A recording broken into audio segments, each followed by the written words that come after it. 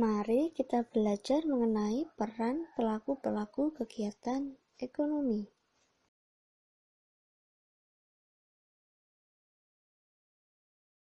Topik pembahasan kali ini yang pertama, peran pelaku-pelaku ekonomi, dan yang kedua, hubungan antar pelaku ekonomi. Apakah itu peran pelaku-pelaku ekonomi? Ekonomi adalah subjek kegiatan ekonomi, baik perorangan maupun badan. Badan di sini tuh bisa disebut organisasi atau perusahaan. Kemudian atau pemerintah yang melakukan kegiatan ekonomi, yaitu produksi, konsumsi, dan distribusi. Siapa saja pelaku ekonomi? Pelaku ekonomi yang pertama, rumah tangga konsumsi atau konsumen. Rumah tangga konsumsi di sini ditujukan yaitu masyarakat. Kemudian yang kedua, rumah tangga produksi atau perusahaan. Kemudian ada rumah tangga negara atau pemerintahan. Dan yang terakhir ada masyarakat ekonomi luar negeri. Peran rumah tangga konsumsi atau konsumen atau disebut dengan masyarakat yang pertama sebagai konsumen. RTK di sini berperan mengonsumsi barang dan jasa yang dihasilkan oleh rumah tangga produksi atau perusahaan. Peran yang kedua sebagai pemasok atau pemilik faktor produksi. Faktor produksi yang ditawarkan kepada perusahaan itu bisa berupa tanah, tenaga kerja, modal, dan keahlian yang dimiliki oleh masyarakat. Peran yang ketiga sebagai penerima imbalan. Rumah tangga konsumsi di sini tuh berhak menerima imbalan atas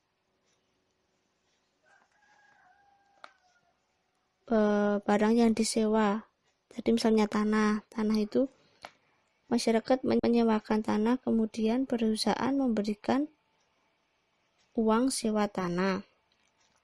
Bagi yang menawarkan tenaga kerja, maka ia akan mendapat upah atau gaji. Kemudian mereka yang berinvestasi atau memberikan modal, maka masyarakat atau RTK itu mendapat bunga modal. Dan yang terakhir, yang mengandalkan keahliannya itu bisa mendapatkan laba atau bagi hasil.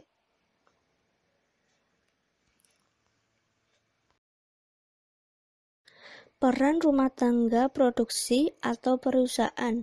Yang pertama sebagai produsen. Rumah tangga produksi ini menghasilkan barang dan jasa yang diperlukan oleh rumah tangga konsumsi atau masyarakat pada khususnya dan masyarakat pada umumnya. Jadi perusahaan di sini itu menghasilkan atau memproduksi barang-barang yang dibutuhkan oleh masyarakat, misalnya pakaian, sepatu, alat tulis, atau kebutuhan pokok yang lainnya. Peran yang kedua sebagai pengguna faktor produksi. Di sini perusahaan memerlukan faktor produksi berupa sumber daya alam seperti bahan baku, modal, tenaga kerja, serta keahlian dari RTK atau masyarakat. Peran yang ketiga sebagai agen pembangunan. Dalam hal ini, rumah tangga produksi berperan membantu pemerintahan dalam kegiatan pembangunan.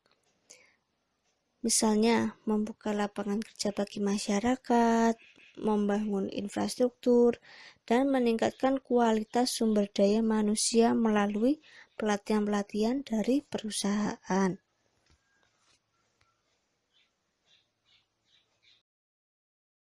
Ada peran rumah tangga negara atau pemerintahan. Yang pertama itu sebagai pengatur. Pemerintah di sini mengatur lalu lintas perekonomian dalam negeri untuk menjaga stabilitas ekonomi dan menjaga dari terjadinya kekacauan atau mencegah kekacauan. yang dapat dilakukan oleh pemerintah di sini yaitu membuat undang-undang, melakukan pengawasan, serta menetapkan kebijakan fiskal dan moneter. Peran yang kedua sebagai konsumen. Kegiatan konsumsi yang dilakukan pemerintahan ini bertujuan untuk menjalankan roda pemerintahan.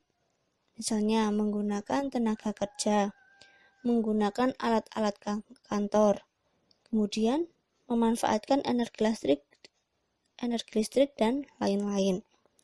Peran yang ketiga sebagai produsen. Pemerintah di sini juga berperan untuk menjalankan berbagai perusahaan milik negara, khususnya produksi barang dan jasa yang penting bagi kesejahteraan masyarakat seperti PLN, Pertamina, dan PDAM. Itu dapat membantu masyarakat dalam memenuhi kebutuhan hidupnya.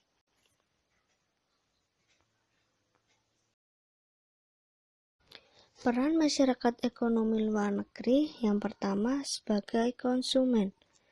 Masyarakat ekonomi luar negeri di sini berperan sebagai konsumen dari produk barang atau jasa yang dihasilkan oleh negara lain, yaitu barang-barang yang diimpor dari negara lain. Peran yang kedua sebagai produsen. Masyarakat ekonomi luar negeri di sini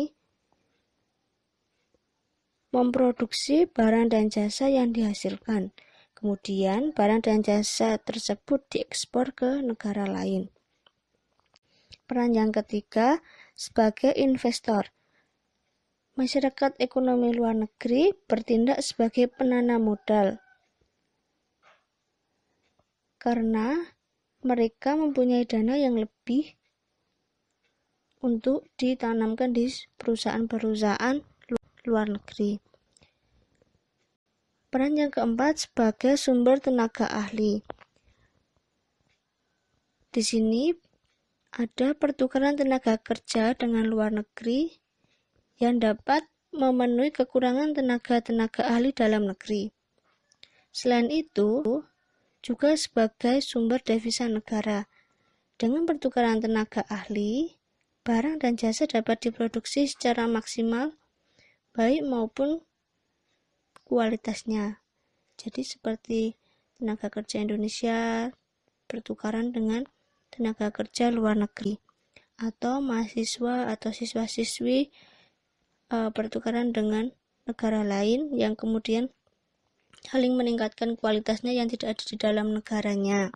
Kemudian dikembalikan ke negara masing-masing untuk mengembangkan apa yang telah dipelajari di sana.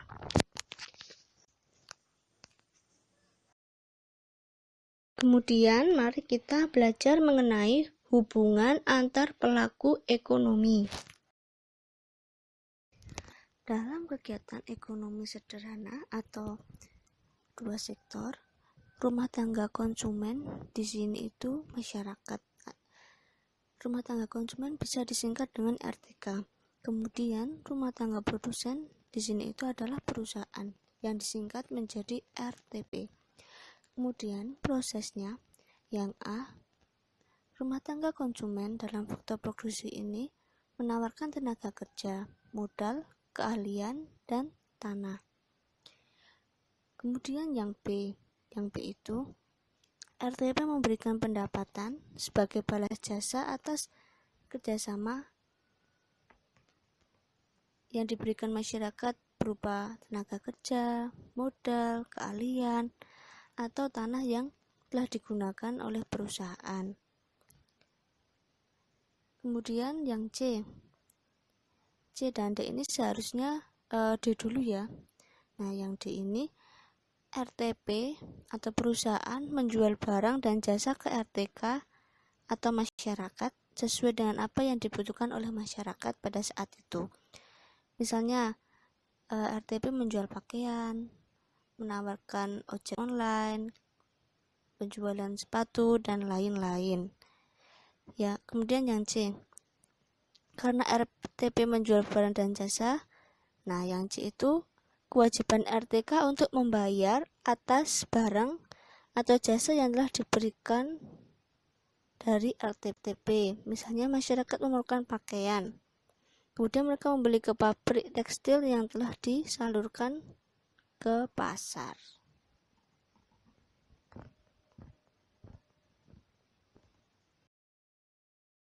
Kegiatan ekonomi dengan campur tangan pemerintah atau 3 sektor. Perusahaan di sini disebut rumah tangga produksi, dan rumah tangga di sini disebut rumah tangga konsumsi atau masyarakat.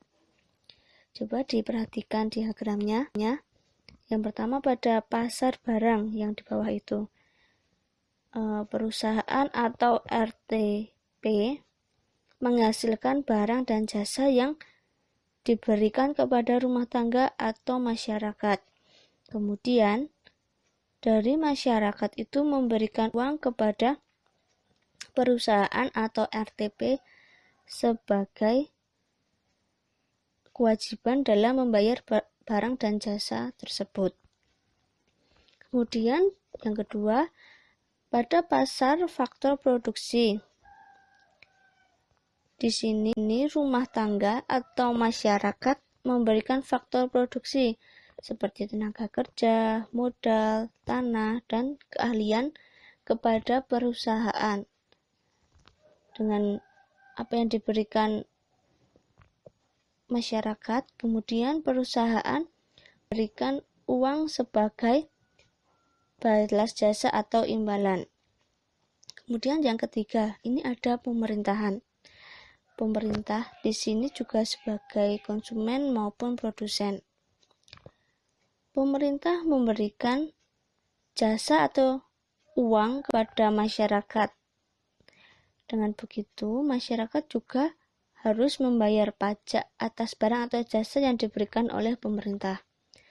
Begitu juga dengan pemerintah memberikan jasa pelayanan ke rumah tangga. Kemudian rumah tangga juga akan memberikan pajak kepada pemerintahan.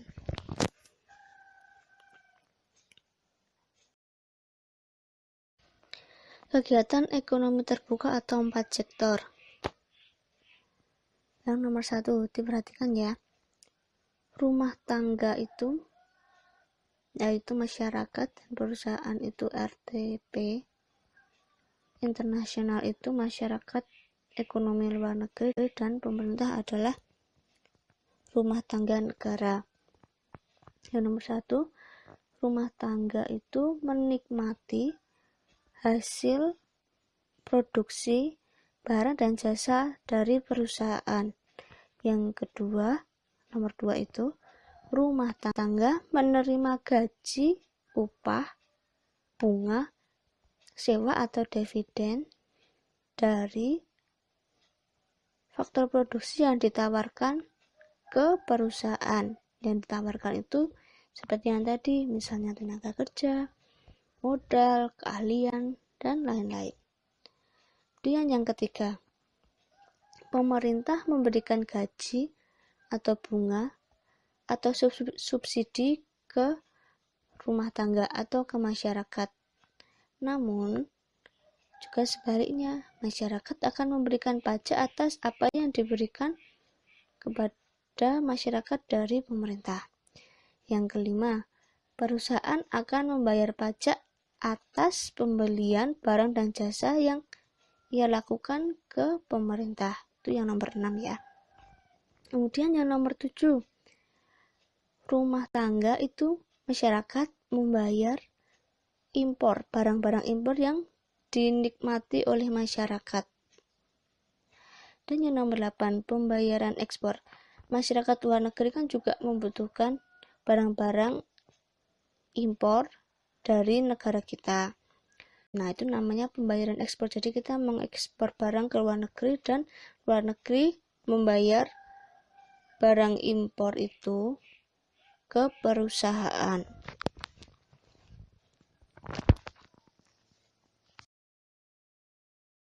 Cukup sekian dulu ya. Semoga pembelajaran hari ini dapat bermanfaat bagi kita semua. Terima kasih.